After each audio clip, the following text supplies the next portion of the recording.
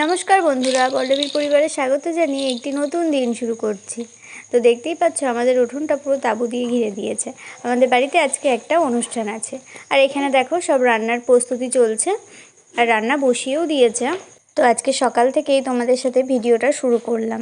আর এখানে দেখো মাংস বাছছে, তো তন্ময় কাজে লেগে গেছে। ওরাই তন্ময় আর শুভ দুজনাই গেছিলো মাছ মাংস আনতে, তো এখনই আসলো, এসে ও মাংস বাছতে বসে পড়েছে। আর এই যে আমার বাবান, তোমাদেরকে বলেই দিই যে আজকে হচ্ছে আমার বাবানের অন্নপ্রাশন।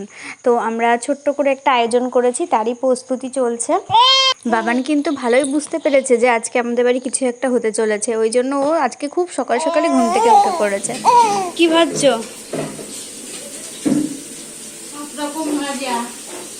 আমার বনু দাদার জন্য। ওই দুরুন কি করছে দেখো তো। সোনা দাদা, ও সোনা দাদা।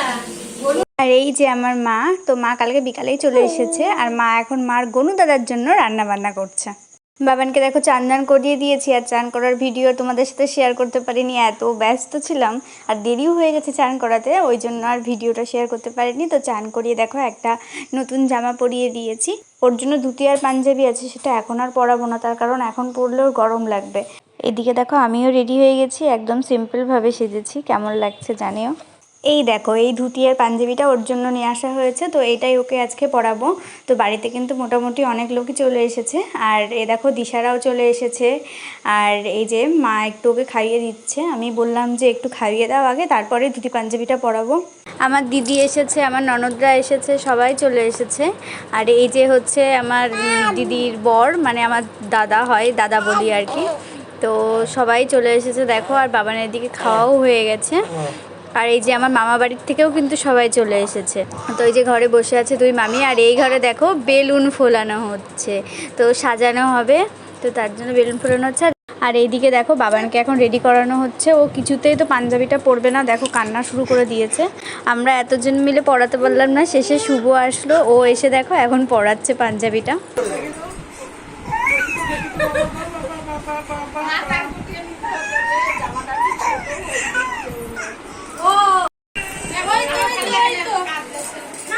বাবানকে রেডি করানো হয়ে গেছে, আর এখন দেখো বাবানের দাদুর কোলে বসে পড়েছে। এখন সবাই ওকে আশীর্বাদ করছে। প্রথমে বাবানের ঠাম্মি আশীর্বাদ করলো, তারপরে বাবানের দুদুন, আর তারপরে আমার দিদি। তো প্রথম তো ওর বেশ ভালোই লাগছিল, আর এখন দেখো কান্না শুরু করে দিয়েছে। আসলে চারিদিকে সব মানুষ ওকে ঘিরে আছে না, আর গরমও পড়েছে, তাই ওর একটু বিরক্তই লাগছিল। আর পাঞ্জাবিটা দেখো গায়ে একদম ফিটিং হয়েছে। আর এত খাবার আজকে বাবান একা খাবে তো না, একটু মুখে ছোঁয়ানো হবে। আর প্রথমে মিষ্টি যখন খাওয়ালো, মানে পায়েস খাওয়ালো, তখন ওর বেশ ভালো লেগেছে, আর তারপরে যেই একটু ঝাল মুখে ছোঁয়ানো হয়েছে, আর তারপর থেকেই কান্না শুরু করে দিয়েছে।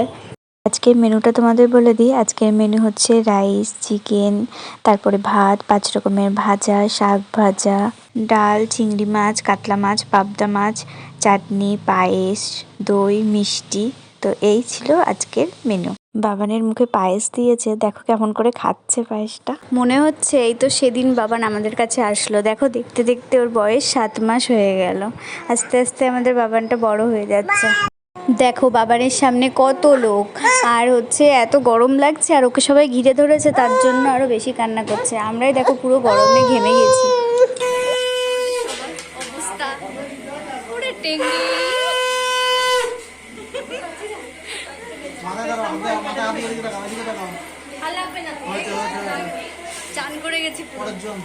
এখন প্রায় সন্ধ্যা হয়ে গেছে, আর মোটামুটি সবারই খাওয়া দাওয়া কমপ্লিট হয়ে গেছে। আর তোমাদের সাথে তো তেমন কিছুই শেয়ার করা হলো না, শুধু বাড়িতে এত লোকজন, ভিডিও করবো না, সবার সাথে কথা বলবো।